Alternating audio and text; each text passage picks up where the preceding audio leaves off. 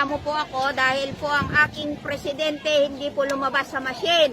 Ang sabi po sa akin sa taas, bakit baka daw ako'y nagkamali ng pag-shade.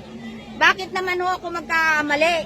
Kung nagkamali ho ako, bakit ho yung mga senador ko naging tama? Bakit nagbukod tangi lang ang aking presidente ang hindi nila binasa sa machine? Ito po ang reklamo ko. Tatanungin ho ninyo kung sino ang binoto kong presidente. Siyempre ho, nakapula ako, BPM ho tayo. Okay. Ang aking pong senador, UNITEM, lahat yan. Pero ang bukod tanging hindi lumabas ang aking presidente. Ayan guys, so tingnan ninyo ngayon ha. So, hindi talaga lumabas yung presidente niya. Hindi ko po ito sinasabing peke dahil mismong ako po ang nagreklamo doon sa taas. Anong lumabas? Hindi po lumabas ang aking presidente, hindi ko alam kung bakit. Ayan, so walang lumabas.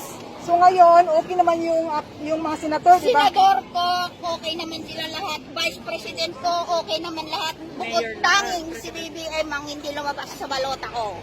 Ayan, so ngayon, anong pizza to? April 17 guys, sa birthday ko pa. Ayan o. April 17 nakalagay at galing yan sa national election.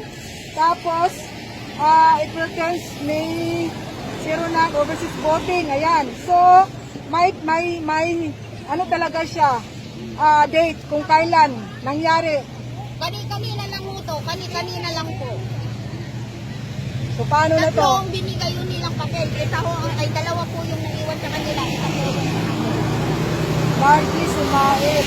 Margie Sumait ang pangalan niya guys. Nagreklamo siya ngayon. So, tingnan natin kung ano ang magagawa, kung ano ang kayang gawin. gagawin ng Comelec daw. Ipapas daw po nila sa Comelec yung papel po na hindi lumabas ang ating boto.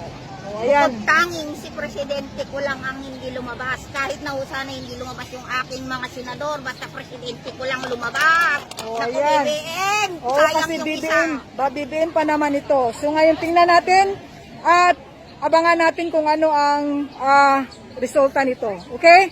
Salamat po! BBM po tayo.